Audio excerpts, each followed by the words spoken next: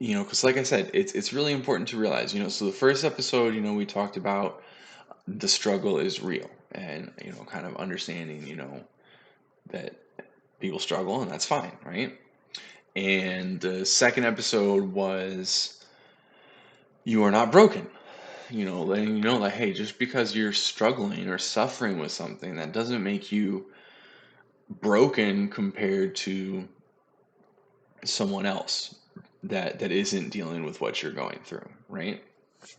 Um, and the third kind of point for this episode three is that you are not alone, and I think that's really important to understand that sometimes it can seem, I guess, kind of counter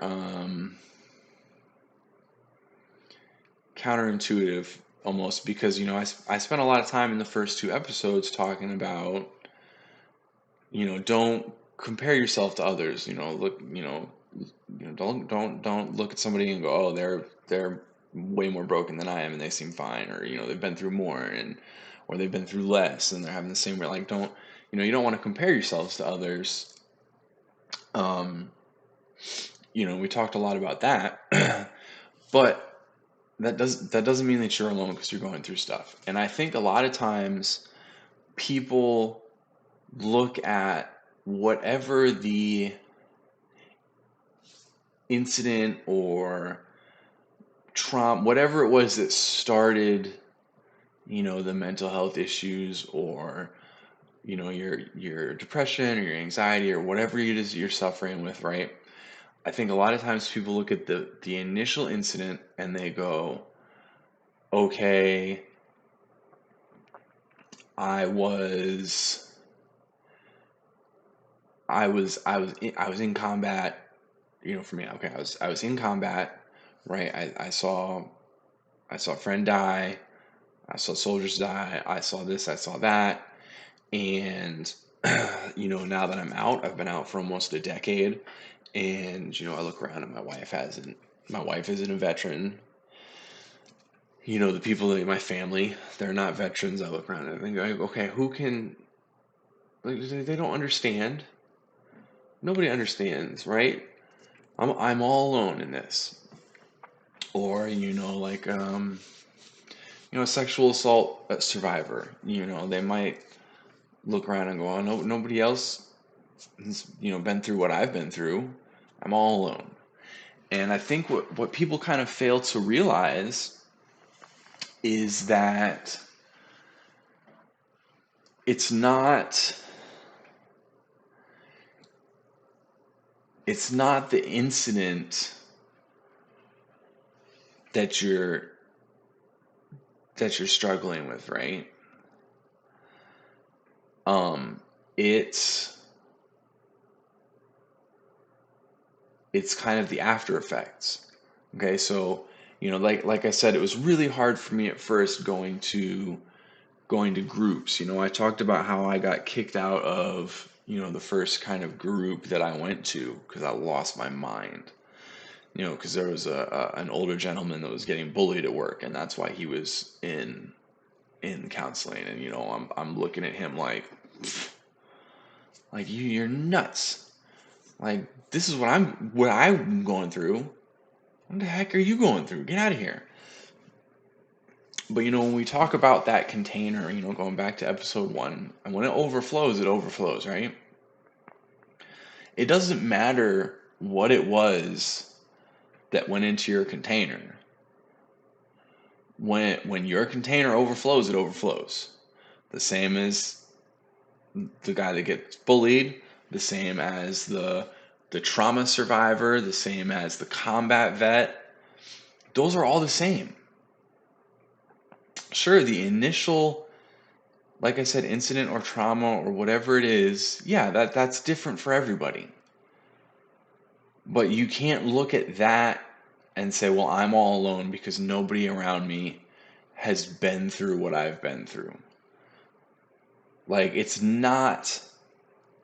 doesn't matter that they haven't been through exactly what you've been through, right? They might not be able to relate to like specific things that you are dealing with, but overall they can relate. I can't relate to, like I said, that's why I focused on veterans initially, right? Because that's who I can relate the easiest to. And so go look at this guy that was bullied at work, right? And okay, so initially I go, oh, this guy's weak, or whatever. I said he was crazy. That was my initial reaction. But if I stop and look at it and I go, okay, you know, his container was smaller than mine, and when it overflowed, he started to feel anxiety, right? He started to, maybe lose sleep. He started to, lash out. And I go, oh, I'm doing those things as well. So I can relate to that. It's not about, like I said, it's not about what's going into the container when you're trying to relate to someone. It's about the overflow, right? And because that's what we're trying to do. We're trying to stop that overflow. And so you can't sit and look around and go, I'm all alone. Nobody around me understands. There's nothing new under the sun. Someone somewhere has been through something almost exactly like you have. If you look at me, I was not alone while I was deployed, right? Like I had a whole platoon with me. Um, and I know that they go through the same things I go through. You know, I just last summer,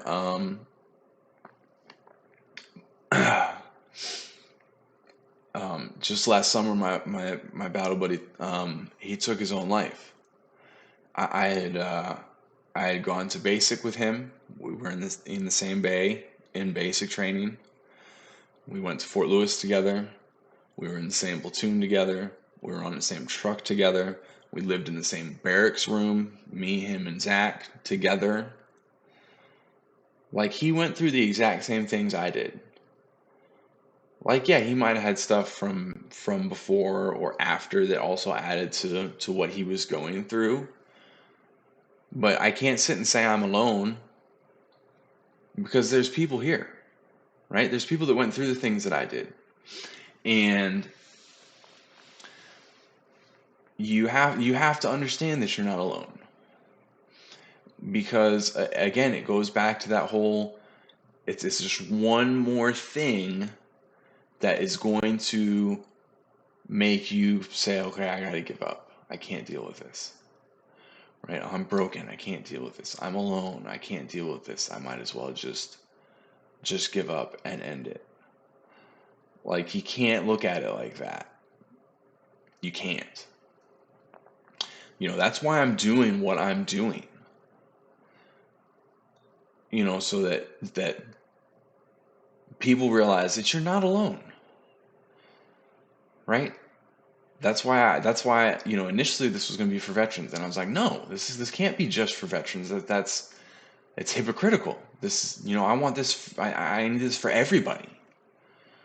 Um,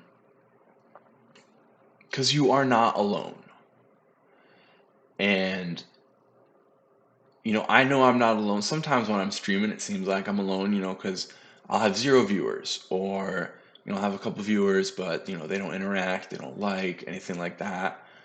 But then I'll get private messages from people saying, hey, those first 2 episodes you did, your positive, encouraging discussions, they really helped me, right? And this person isn't a veteran, totally different situation. Like, I'm not alone, right? I'm not alone. And it's a great feeling, right? It is a great feeling. And realizing you're not alone, we talk about, okay, we got to find ways to empty out our container, right? So that it doesn't overflow. Like having some extra hands definitely helps. I only stream, a couple hours a day, most days of the week, not every day, unless I can't sleep or something like that. But but it's just for a couple hours a day. And I want to make sure that you're not alone. I know there's people out there that want to help. We've had Justin come into the chat and talk a bunch, and it's been really encouraging to me. It's given me a lot to kind of think about, add to stuff. It's been awesome to have him in here. Mark has been in the chat. There's been a bunch of people that have come in the chat and started interacting and talking about stuff. Um, so there are people out there besides me that want to help, right? But like I said, it's really easy to feel alone. I've like I said, very frequently, it's very easy for me to feel alone. Especially when I first got out of the military, I felt completely alone, right? I was freshly separated from my wife. We got divorced. Um, I was separated from the military, right? I didn't, and I was in a really dark place, right? I didn't know where to turn. Um, and I felt completely alone. I had lived in this apartment. It was like one of those college dorm type apartments, right? And where like they rent out the bedrooms in an apartment, so I didn't know the other guy that was living there. And he kept to himself anyway. He was an older guy. Well, I mean, he's older than me. Um, so I felt completely alone.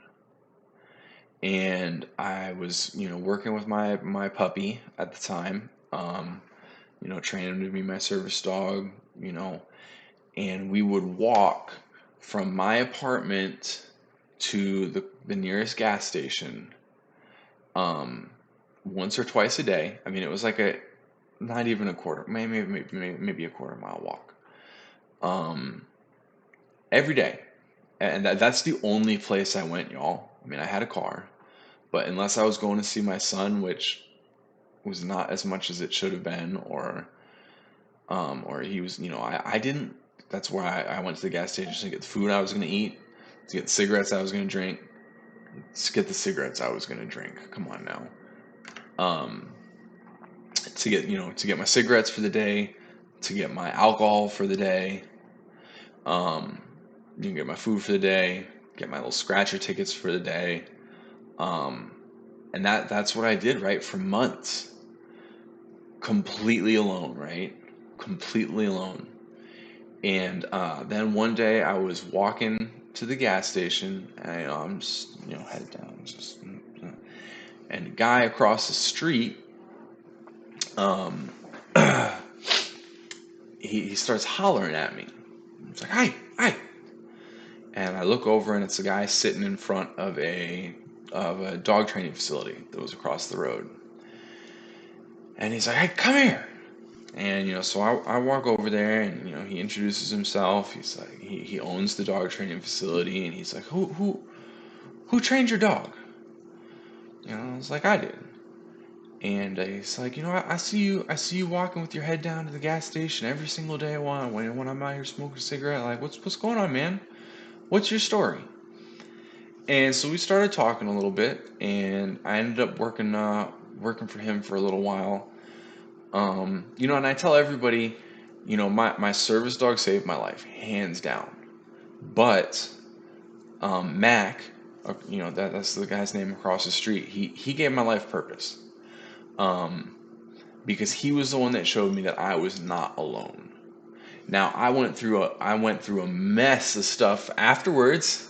For sure, I didn't get my life all figured out. But that is when I started to realize and understand that I was not alone. When, because I was away from my battle buddies. This guy didn't know me from anybody. I mean, he was a vet, as we started talking. Um, but him showing me that I am not alone is what kind of gave my life purpose, right? He started to kind of try to drag me out of that dark hole. Um, And it's super important that we realize that, right? We don't want to isolate ourselves from everything. We are not alone.